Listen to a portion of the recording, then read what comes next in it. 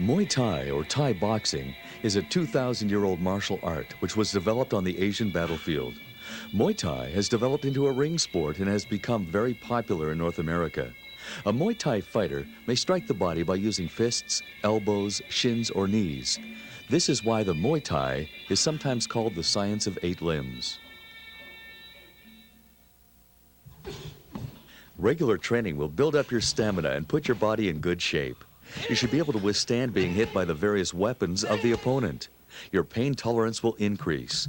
The constant training and drilling in Muay Thai techniques will allow your mind and body to instantly and effectively react to your opponent's attacks.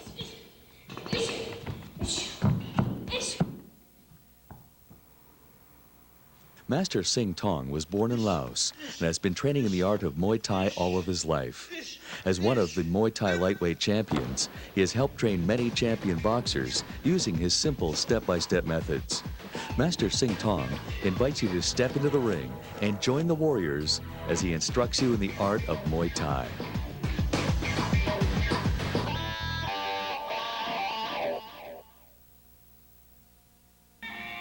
We will start by showing you the Y Crew. Y Crew is a way of showing respect for your teachers, family, and everyone else important in your life. It also helps ensure good fortune in the ring. It consists of a series of bows and prayers done before a fight.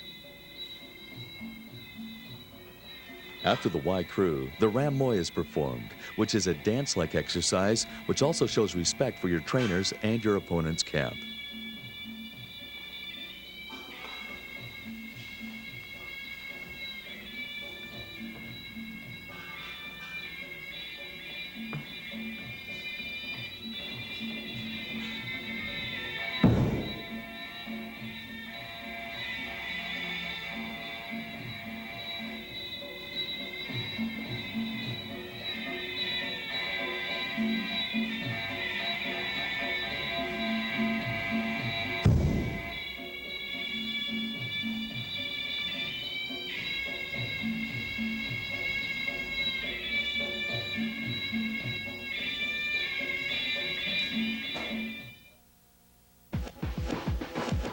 Thanks for joining us. Hi, I'm Scott Barrett. Let's introduce our color commentators now.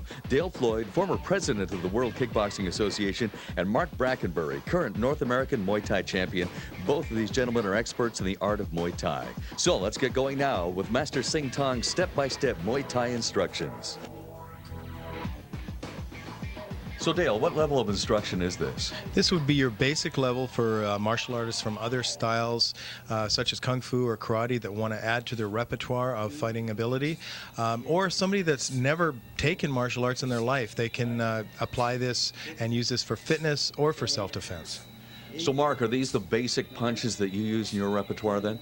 Yeah, this is simply breaking it down to your basic straights, hooks, and uppercuts.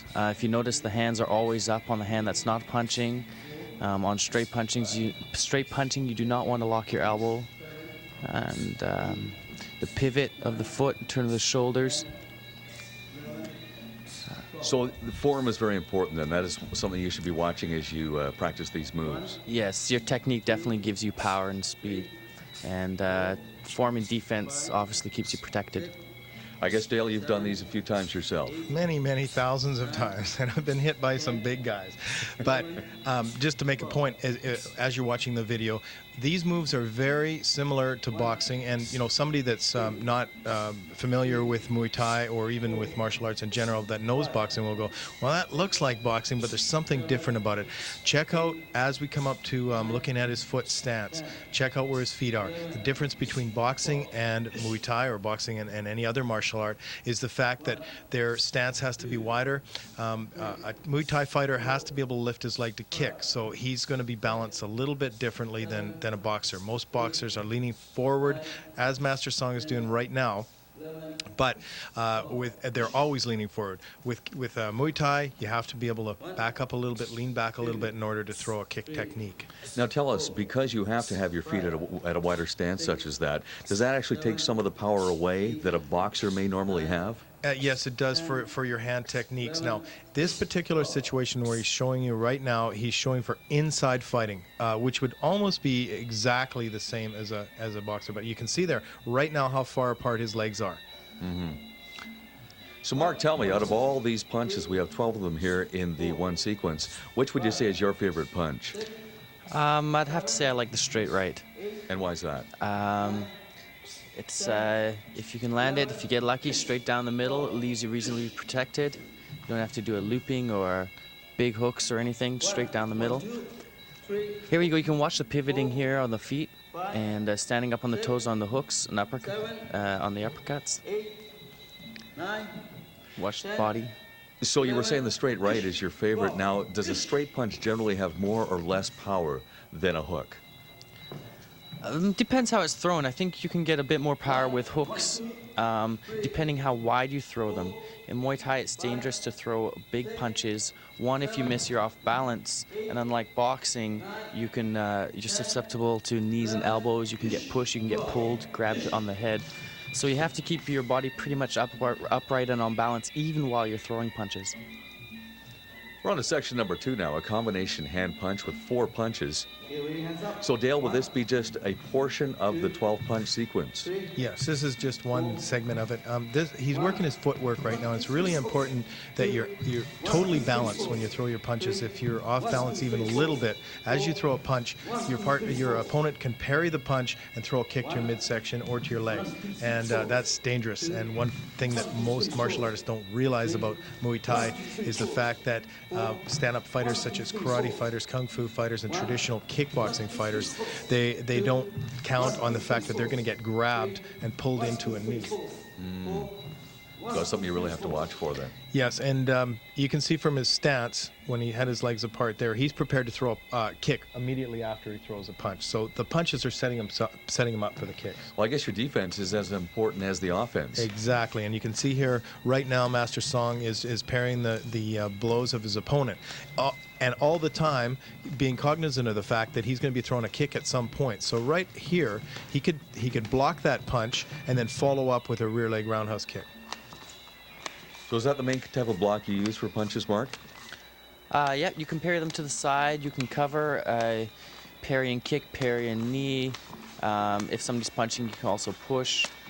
This one right here, like Dale said, you can parry it and throw a kick. This is just basically getting a feel for how to defend when it's coming in.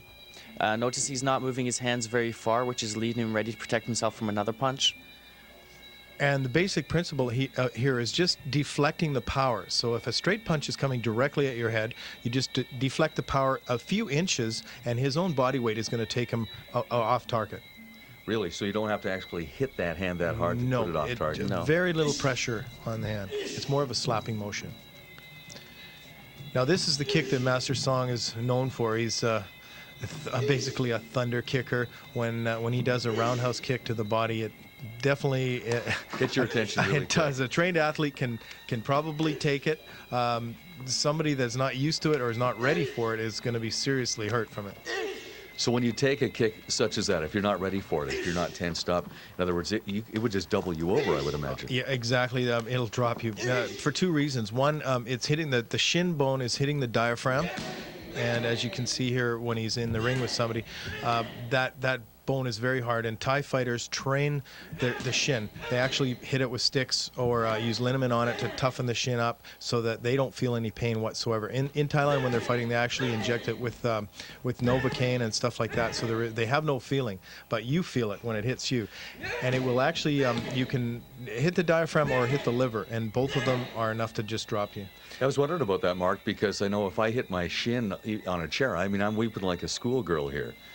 You know, and these guys are banging you with a shin. That has to hurt. Everything's bit by bit. You learn to strengthen your shin, kicking the bag, pad work, sparring, working it out. It gets stronger bit by bit. You take it bit by bit, and it's like anything else. You just build up to that level. And right now, Master Song is doing what they call in Thailand is building the wall. And as you can see, when his knee comes up and his arms are out to the side, he's formed this impenetrable barrier that's protecting his vital organs. You know, protecting his liver and his kidneys and that. And those are the targets that a good fighter is looking for, because those are the ones you can't condition. Oh, really? Yes, it's almost impossible to condition your liver to take a shot. Well, I know some guys who've been working on their liver for years. I don't know if it's healthy or not. But basically in boxing then, you're not worried about that so much. You're keeping your hands up. Well, if you notice in boxing, a lot of the fighters, especially the heavyweights, they'll wear groin protection that actually comes up almost to their chest. If you look at where they're wearing their shorts, they're allowed to wear quite a bit of padding on their cup. And what ends up happening is they'll pull their shorts up as high as they possibly can, and they'll have extra padding under there. So the bottom of the liver is protected and the kidneys are both protected. In Thailand or in Thai fighting, if you're competing, you have no protection whatsoever. All you have is the groin protection. And there's no musculature that you can build up to protect those vital organs. You can build a muscle over top of the liver itself, but that's if you're prepared for the blow, you're going to tighten the muscles over top. If you're not prepared for the blow, it's going to hurt you. Now, for those beginners that are out there thinking, "Oh, I don't want to get my liver hurt. I don't want to be bleeding." That's just one aspect. That's carrying this sport to its final conclusion, which is to get in the ring and fight. As far as using this for fitness or self-defense, it's absolutely fantastic. You look at the shape now. We have Mark Brackenbury there wearing the white shorts. And he's in fabulous condition. You look at his body fat level there; he's about 7%, and that's the kind of fitness level that people would love to have, and a lot of people would love to have it without getting their heads bashed in. So you do not have to fight to partake in the sport. You can just do it as a fitness activity, but it's also it's also really good for self-defense. That's excellent. Well, this is you, Mark, in the ring. Tell us what you're up to. This is some pad work, working on some basic hand combinations. With pad work done correctly, you can work on your power and speed, and also what it's like to be in a real situation, because the trainer can hit you back. So the trainer can't hit you with the pads then?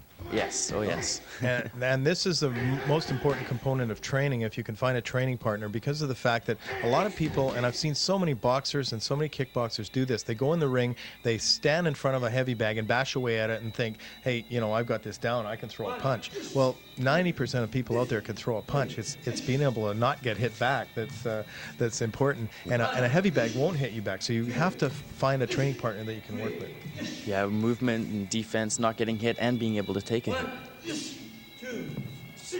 This is elbows, which is one of Muay Thai's strongest weapons. Elbows are very sharp and generate a lot of power. Now, I've hit my funny bone. There was nothing funny about that. Obviously, you have to watch how Master is using the elbows, I would think, because you don't want to do it incorrectly. Yes, you're hitting with a different part of the elbow for the most part. Notice when he throws the left elbow's thrown, how high the right hand is to protect you for a counter elbow, hook, punch, kick, anything. And elbows used to be allowed in boxing about 100 years ago, and they were outlawed because of the fact that they are really a devastating weapon. When I was in Thailand, almost every fight, someone's face would get opened up from being struck with an elbow. And if you look at talking to the fighters after the fights, I would see they had a huge buildup of scar tissue above their eyebrows from actually taking the hits to the forehead. Usually from an elbow. It's almost always from an elbow. Yes. Elbows can cut pretty much anywhere they hit you, considering they're so sharp. I actually got cut way up into the hairline. A taller fighter came down with an elbow. They're very sharp, powerful weapons. So you can attest to that personally? Oh, yes. Now, these combinations that we're seeing now, are these basically the punches